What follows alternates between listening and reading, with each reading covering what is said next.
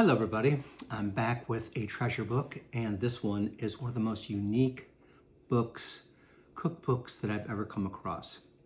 Unique because it is if the author of this book is sitting in the room with you, or maybe on the bar stool next to you, or maybe on a stool in Barcelona sharing a meal, looking at someone else cooking and loving it just as much as you are.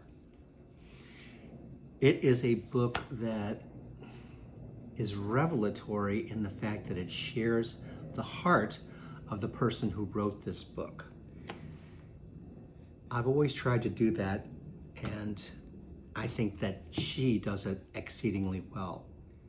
Her name is Gabrielle Hamilton. The book is titled Prune, which was the name of her great restaurant, a restaurant that was loved by many, including our dear mutual friend, Tony Bourdain.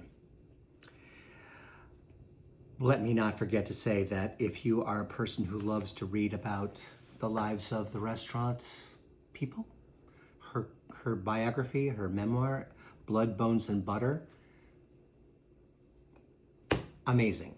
Just a great, great book. She's a great writer, so much so that someone that I look up to quite a bit, Sam Sifton, who was the editor and I believe founder of the entire New York Times food section, he loves her book as well. And Sam's been everywhere and done everything and knows. So this book, Prune is the kind of restaurant, or was, that if you have an iota of a thought that you're going to want to do a restaurant, Prune is the kind of restaurant that would probably make you feel, yes, I must do a restaurant. It is the one thing in life, a career, a job, a passion, all of the above. I'm hearing Steinbeck a little bit in my head talking about tortilla flat. All of those things, and it's a beautifully illustrated book. Remember, this book's been out a while. Let's see, when did it come out? Random House, same publisher as one of mine, 2014, first edition. There's handwriting in the book, but Gabrielle, because she's Gabrielle and because she's just got this spirit. This is actually done by the publisher. She wrote these things, but then they're in everybody's copy, not just this copy. So there are places you're going to see plenty of marginalia in my books. This is her autograph, by the way. But she includes these because it's a way of drawing you into the book and making you feel that you're getting the advice from this incredibly trusted and experienced person. Prune, I don't know if it had 30 seats. A great story. But let's get into the I'm drawn, I don't know what it is anymore, but I'm drawn to small menus. I've done the tasting menus my whole life, and I still draw my tasting menus, but from small plates oftentimes. Her bar snacks here. Idiosyncratic, that's one word that I would use to describe her. Canned sardines with Triscuits, Dijon mustard, and cornichons.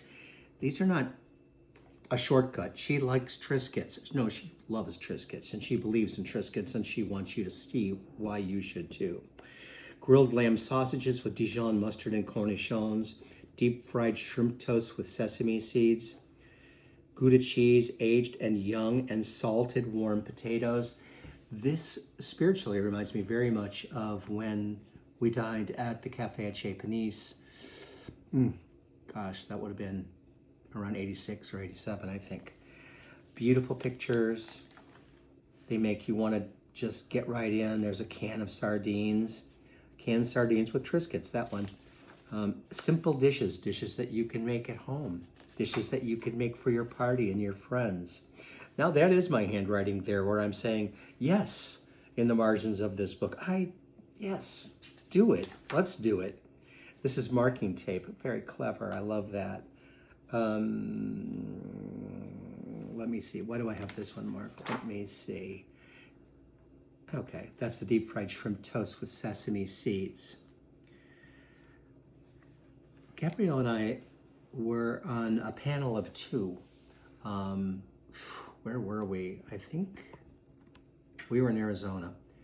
And Barbara Fairchild, our friend, Barbara Fairchild, who the longtime editor for Bon Appetit magazine, was the moderator for a little bit of we each made a little speech on our memoir, respective memoirs, and then we took questions from the audience, with Barbara doing a great job of fielding questions and making things more interesting, as she always would.